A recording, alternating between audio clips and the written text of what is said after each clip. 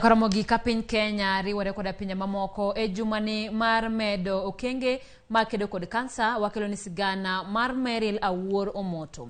Meril en miyo ma jahigni 45 mosedak kod tuo mar kansa mar dhod nyodo kuom higni 7.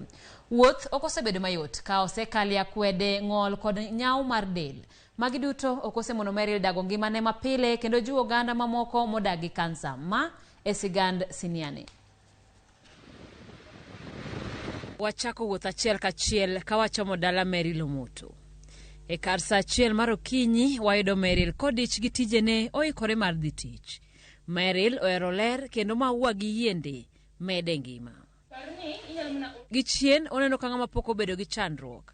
Kata kamano Meril ni kod mbala mokel gi kansa mar dhod nyodo mano yude go higni 7 mokalo. Wuoth mar kedo gi tuo kansa ok osebedo mayot.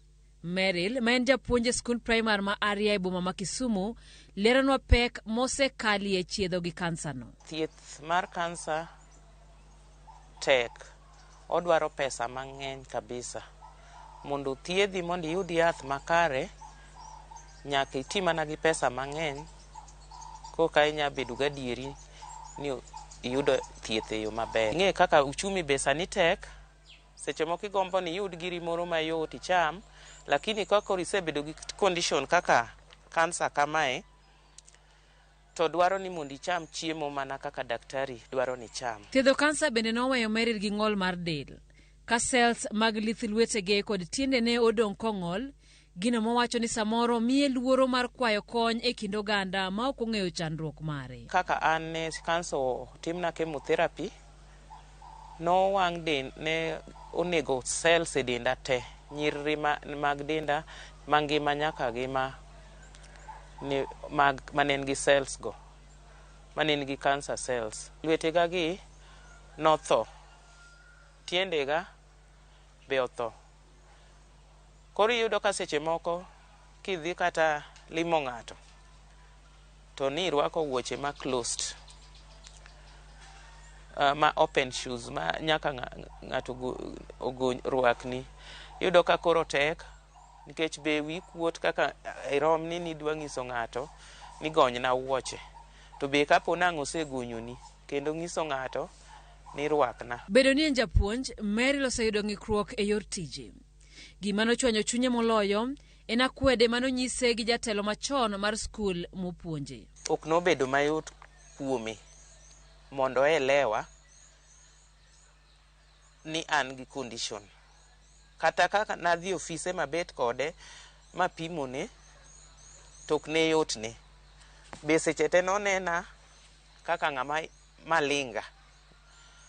Seche te kata kawuok adhi e klas, kawuotho mos, oneno ni aketho sa mar nyithindo. Koro nochopo kama en owuon nong'isa ni skul mapuonjeno ok en mar joma tuo. Kata kamano sinani kod jiwruok nomiyo kalo e tembego duto. To safari sami ichake, inyang'e ni chake ni dhi chopo mangima. To ndara ka sami wuotho, inyalo chopo, seche moko ok inya chopo. Ndara nya bedo gi potholes, matiende ni gari, kata ka en gari nyalo donje bur to wuok.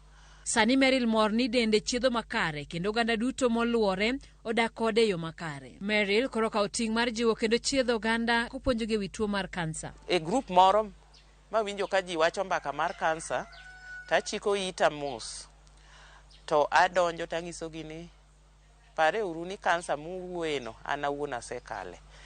Koro ka ng'ato ng'iya to ng'iyo gima kansa en, to ok one ka in adieri, lakini gikone to wacho ni ka in iwuon kamichung'e no iwacho ni isebedo gi kansa, to michal idendi ler kendo dendi otegno kama, then karimiya teko.